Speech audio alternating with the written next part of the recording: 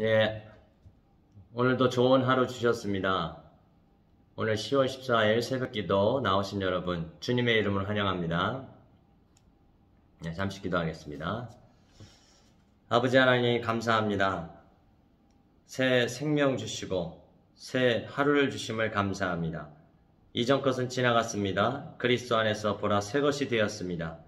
새로운 피조물, 새로운 한날을 살아갈 수 있게 도와주시옵소서. 생명의 말씀과 위로의 말씀으로 오늘 하루도 주님과 동행하게 해 주시옵소서. 예수님의 이름으로 기도드립니다. 아멘.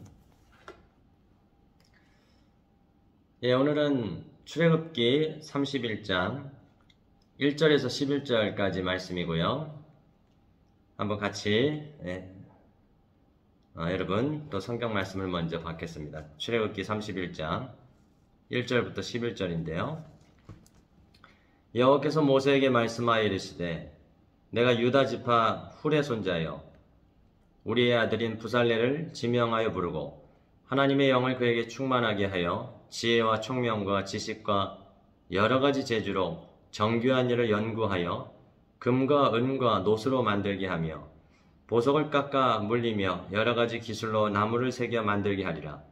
내가 또 단지파 아히사막의 아들 오홀리압을 세워 그와 함께 하게 하며 지혜로운 마음이 있는 모든 자에게 내가 지혜를 주어 그들이 내가 내게 명령한 것을 다 만들게 할지니 곧 회막과 증거궤와 그 위에 속죄소와 회막의 모든 기구와 상과 그 기구와 순금 등잔대와 그 모든 기구와 분향단과 번제단과 그 모든 기구와 물두멍과 그 받침과 제사직을 행할 때 입는 정교하게 짠 의복 곧 제사장 아론의 성의와 그의 아들들의 옷과 11절입니다. 관유와 성소의 향기로운 향이라 물은 내가 내게 명령한 대로 그들이 만들지니라. 아멘. 오늘 본문으로 부살렐과 오홀리압이라는 제목으로 말씀 전하도록 하겠습니다.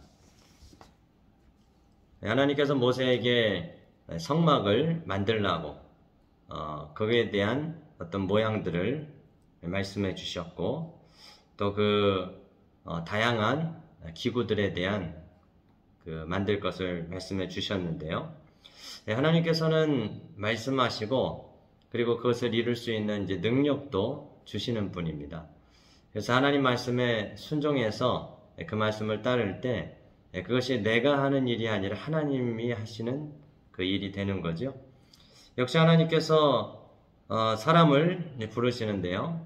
유다 지파 중에 한 사람, 단 지파 중에 한 사람을 대표적으로 두 사람을 부르십니다. 먼저 부살렐인데요. 내가 유다 지파 훌의 손자여 우리 아들인 부살렐을 지명하여 부르고 먼저 하나님께서 부살렐을 불러주셨어요. 훌의 손자고 우리의 아들이다 이렇게 말하는데요. 이 우리 보면은 우리의 아들에서 우리 그 아버지죠. 그 아버지의 이름의 뜻은 격렬한, 불같은 이런 뜻을 가지고 있어요.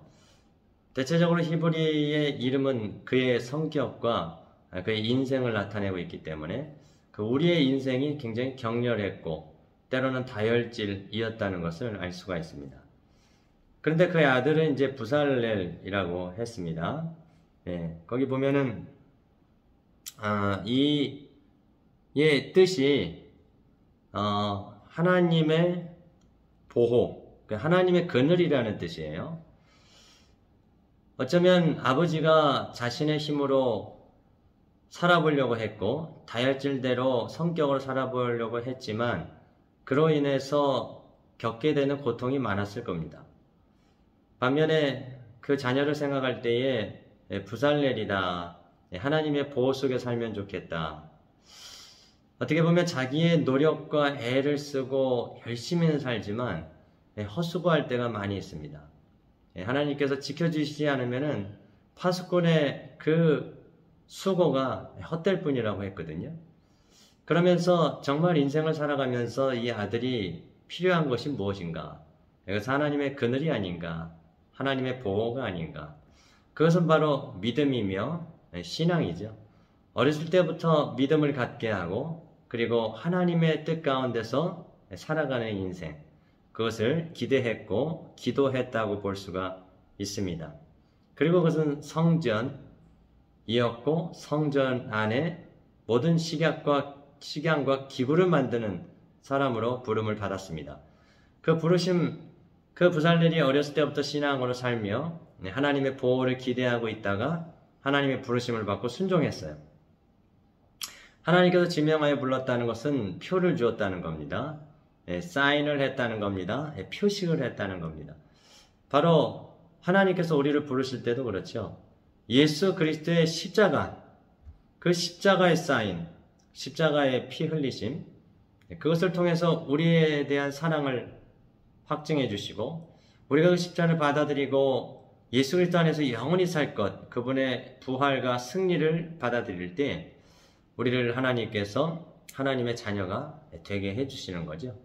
그래서 하나님은 그리스도 안에서 우리를 지명하여 불러내어 하나님의 사람으로 살아갈 수 있도록 인도하시는 거예요. 그때 그 하나님의 영을 부어주십니다. 특별히 성전에 있는 기구들을 만들 때에 그것은 굉장히 거룩한 것이거든요.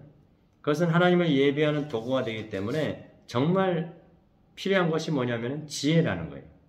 하나님의 영이라는 거예요. 그것을 충만하게 부어줬습니다.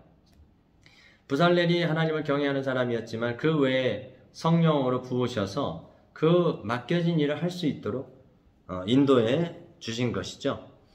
부살렐만 그것을 디자인하고 정교하게 공교하게 만들 수 있는 능력과 그리고 기술까지도 주신 거예요. 보석을 깎아 물리며 여러 가지 기술로 나무를 새겨 만들게 하셨다는 겁니다. 동시에 부살렐에게는 그 일하는 그 일터가 삶의 터전이었어요. 그것은 직장이며 직업장이었습니다. 그러므로 우리가 하나님을 예배하듯이 하나님께서 주시는 은혜를 사모하듯이 직장 일과 또한 학업 그리고 양육 그리고 우리에게 맡겨진 가정의 일을 할 때에 그 가정이 하나님의 뜻대로 만들어져 간다는 원리가 숨겨져 있습니다. 그것이 또 그리스도인의 역할이죠. 성령을 의지하여 우리가 예배를 드리듯이 가정에서 직장에서도 능력을 발휘하는 것, 그렇게 해서 공동체를 살리는 것이 하나님이 원하시는 것입니다. 그래서 잠언 22장 29절을 보면 너가 자신의 일에 능숙한 사람을 보았느냐? 이러한 사람은 왕 앞에 설 것이요 천한 자 앞에 서지 아니하리라. 자기 일에 능숙한 사람, 공교한 장인, 기술자, 그리고 성령이 충만한 자는 보통 사람이 아니라 왕 앞에 서게 되는 영예를 누리게 된다. 여러분이 그런 영예를 누리기를 바랍니다. 여러분의 자녀가 그렇게 되기를 바라고요. 여러분의 삶의 또 일터가 그렇게 왕 앞에 서는 것처럼 존귀함을 받기를 바라겠습니다.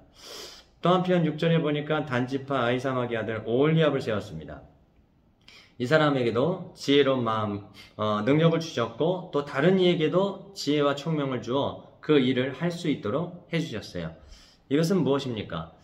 부살렐 혼자 할 수 없다는 거죠.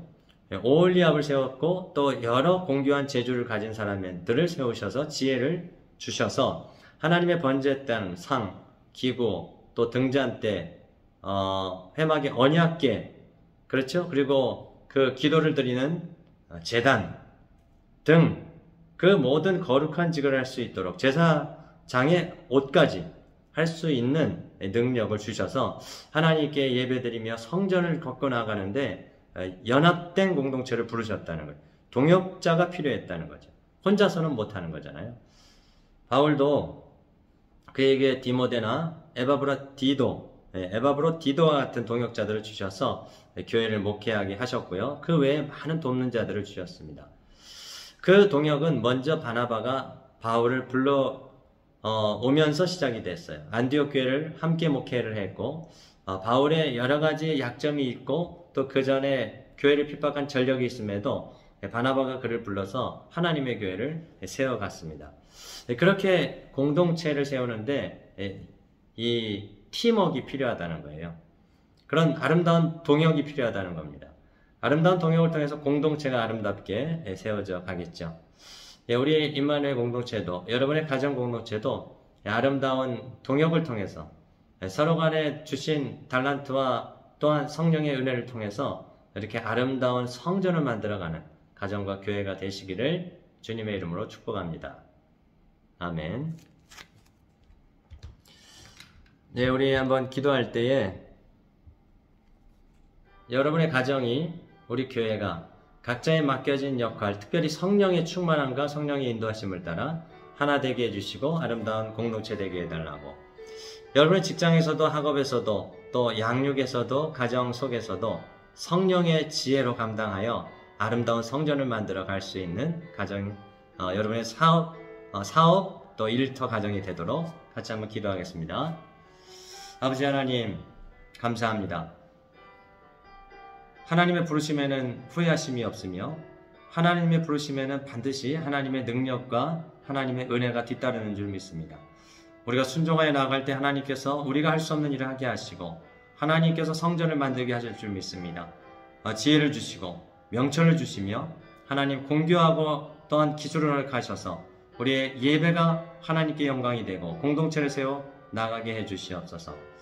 또한 우리가 가정이나 직장에서도 그 성령의 능력으로 일하고 또 만들고 또한 아버지 하나님이 업무를 처리하며 공부하고 가정일을 할 때에 그런 교회처럼 성전처럼 아름답게 만들어가게 하시고 왕 앞에서는 은혜를 더하여 주시옵소서. 교회가 더 연합되기 원합니다. 한 사람이 아니라 두 사람, 두 사람이 아니라 네 사람, 네 사람이 아니라 8사람이 동역하기를 원하고 연합되기를 원합니다. 그렇게 하나님께서 질서를 따라 주신 은혜들을 함께 세워나가는, 교회를 세워나가는, 가정을 세워나가는 도구로 사용할 수 있게 도와주시옵소서. 그렇게 오늘 하루도 주님 안에서 형통케 하여 주옵소서.